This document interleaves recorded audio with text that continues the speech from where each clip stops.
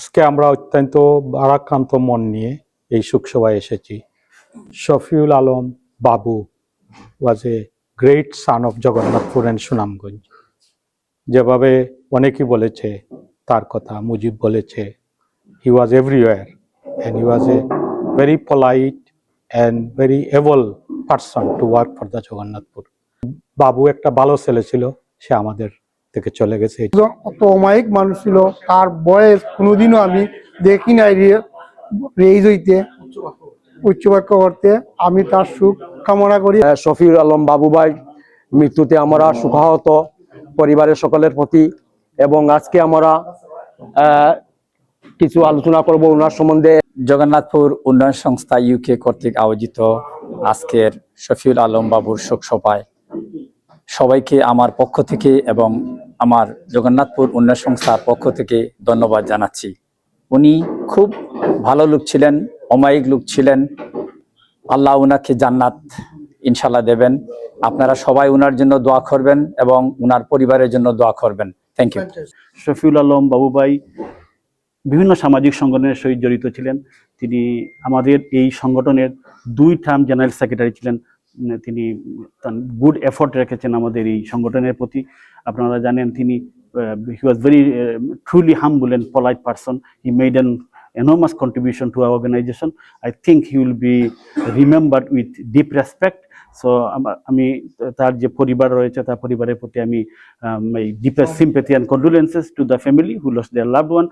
I think he will be hugely missed in our community. Thank you. Shafiul Alam বাবু জগন্নাথপুর তথা সুনামগঞ্জের বিভিন্ন সংগঠনের সাথে জড়িত ছিল, যেমন সুনামগঞ্জ জেলা সমিতির সাবেক joint secretary, British Bangla education ট্রাস্টের সাবেক জয়েন্ট সেক্রেটারি এবং জগন্নাথপুর উন্নয়ন সংস্থার সিনিয়র ভাইস চেয়ারম্যান ছিল। একাধারে বিভিন্ন সংগঠনের সাথে সে জড়িত ছিল এবং একাধারে সে বন্ধু হিসাবে একজন ভালো বন্ধু ছিল, পারিবারিক হিসাবে সে ভালো একজন কর্তা ছিল, স্বামী হিসাবে সে একজন ভালো স্বামী ছিল এবং পিতা হিসাবে একজন গর্বিত পিতা ছিল। এবং সামাজিক কর্মকাণ্ডে বিগত প্রায় 20 বছর যাবৎ আমাদের সাথে কাজকর্ম করে আসছে। বিভিন্ন সময় ডেউটিন বিতরণ, খাদ্য সামগ্রী বিতরণ, রিক্সা বিতরণ এবং বিভিন্ন কর্মকাণ্ডে আমাদের সাথে সম্পৃক্ত থাকার কারণে তাকে আমরা সবাই জগন্নাথপুরবাসী তাকে আজকে স্মরণ করতেছি। এবং গত গেল মিটিংয়ে সুনামগঞ্জ সমিতির পক্ষ থেকে হয়েছে, এডুকেশন ট্রাস্টের পক্ষ থেকে শোকসভা অনুষ্ঠিত হবে এবং আমরা মনে করছি এমন এক মানুষকে আমরা হারিয়েছি যার অবদান এই সমাজে আর পাওয়া খুব কঠিন হয়ে যাবে। আমরা তার সুখ সন্তপ্ত পরিবারের প্রতি সমবেদনা জ্ঞাপন করছি। শফিউল আলম বাবু ভাই আমাদের জগন্নাথপুর উপজেলার সাথে জড়িত আছেন প্রায় 20 বছর যাবৎ এবং উনি তো আমাদের প্রাক্তন সাধারণ সম্পাদকও ছিলেন সংগঠনের। আর ইতিমধ্যে আমাদের নবনির্বাচিত কমিটিতে উনি সিনিয়র সহসভাপতি নির্বাচিত হয়েছিলেন। বাট দুঃখিত, আমরা ওনাকে হারিয়ে ফেলেছি। সত্যি কথা বলতে গেলে তো উনি